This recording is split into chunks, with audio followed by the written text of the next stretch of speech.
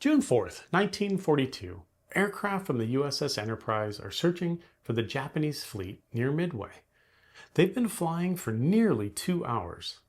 The search, well, it finally leads them to the Japanese carriers. By the end of the battle, aircraft from the USS Enterprise and the USS Yorktown have helped destroy 3 Japanese carriers.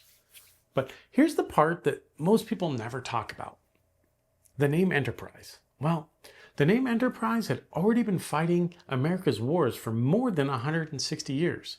So how did this particular carrier become to be named Enterprise? And how did an old name become the reputation of the most decorated American warship that World War II produced? The ship you know as the Big E was not the first Enterprise. She was actually a British supply sloop called George, most likely after King George. American forces under Benedict Arnold, the Benedict Arnold, captured her at St. John's and placed her into American service. Then they renamed her Enterprise. And over the decades, as we go on and on through history, Enterprise kept returning. There were different ships, of course, different types of ships, and they fought in different wars. And of course, over those generations, they had different generations of sailors. But the name survived. And when the Navy authorized CV-6, the official reason was simple. She was named to commemorate the 6 United States Navy ships that had earned the Enterprise name before her. When the 7th Enterprise was commissioned in 1938, she obviously wasn't yet a legend. She was simply the newest ship carrying an old name. Then World War II started. At Pearl Harbor, Enterprise, like many of the other carriers, they were far away from the harbor. By late 1942, the ship had acquired what I think is a much cooler name, the Gray Ghost. And here's the reason why. The Japanese had announced that Enterprise had been sunk 3 times. The first report was associated with the Battle of the Eastern Solomons. Enterprise, well, she'd been hit and she'd been damaged, she'd been battered and bruised, but she's not gone anywhere. Well, at least not permanently. Then, a super famous battle, the Battle of Santa Cruz. Enterprise, well, she was hit again. And unfortunately, this is where last week's episode talked about the Hornet being lost. The Hornet was sunk at the Battle of Santa Cruz. But Enterprise only limped away damaged. Then, during the fighting around Guadalcanal, the Japanese once again thought she was done for and they announced her death. Enterprise kept coming back.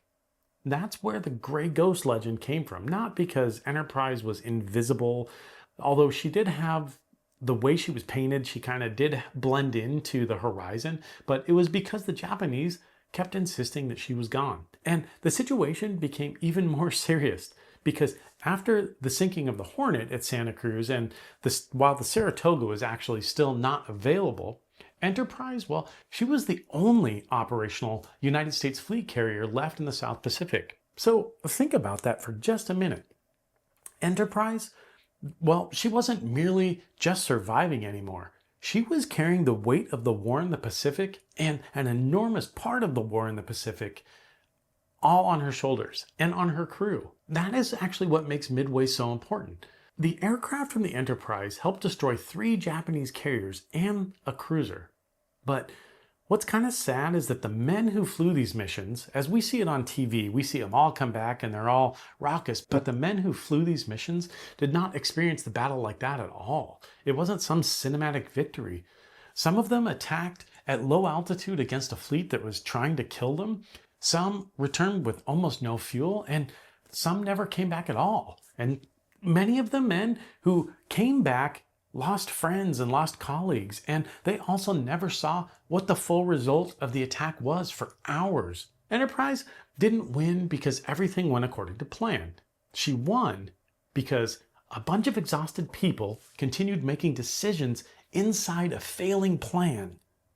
But they were the right decisions, and that pattern continued throughout the war. The Gray Ghost was not indestructible. She was not invincible.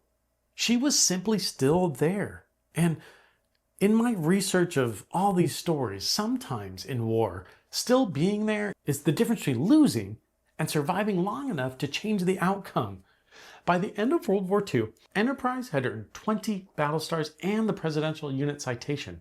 Now, these awards, they're not just decorations. They are badges of honor. They're evidence of how many times the ship and her crew were sent into danger and how often they came back and then got ready to do it again.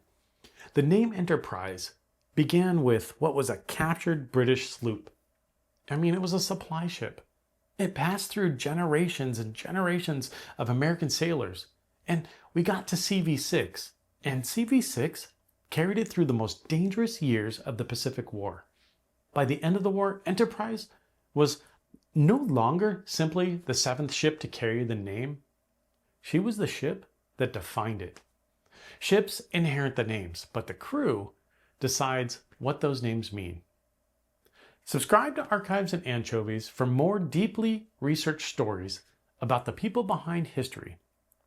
I want to wish you a great day, a pleasant evening, and a wonderful week ahead. Thank you.